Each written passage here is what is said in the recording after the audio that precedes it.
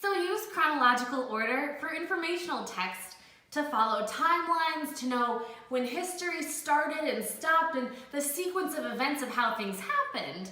But we also need to use chronological order when it comes to cooking, of course. We have a recipe here. Oh, well, let's just see if we can guess.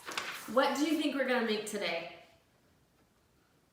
I've got 2 graham crackers, a chocolate square, and a marshmallow. What do you think it is?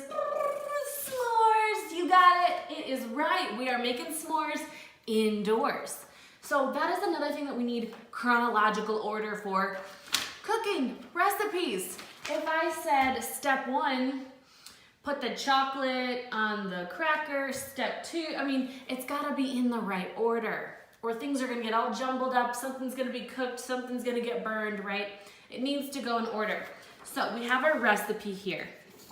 We're gonna go ahead and color code what we need to do first, all the way through the whole instruction. We're gonna either color code with our marker or underline or go ahead and circle our time order word. Can you see any time order words?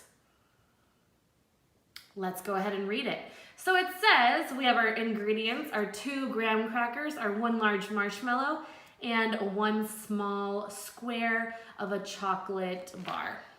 Yes, directions first. That is a time order word first. So I know, and I'm gonna go ahead and highlight that because I need to know what to do first.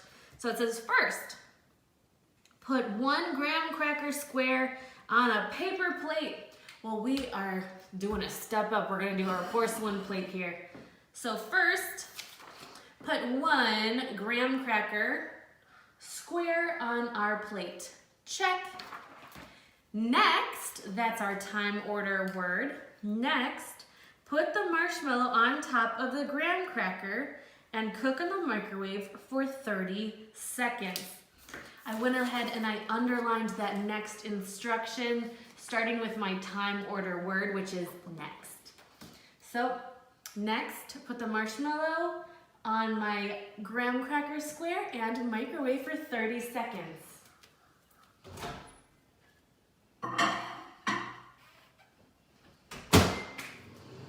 Let's see what we do next.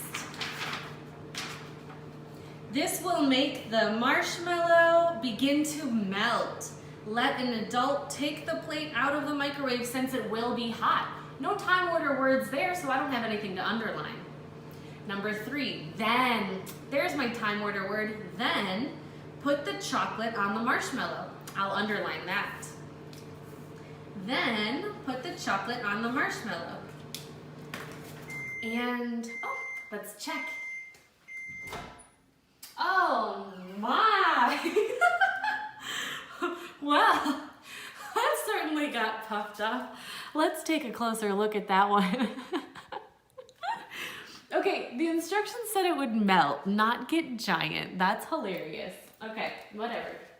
So, we had first graham cracker, next marshmallow, then put the chocolate on the marshmallow.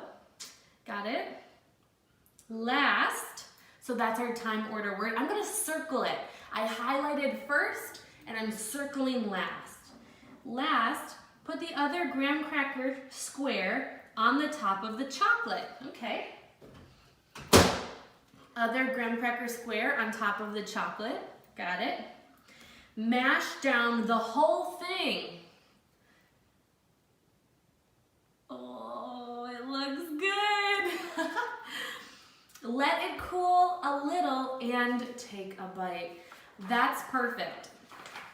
So first, next, then, and last.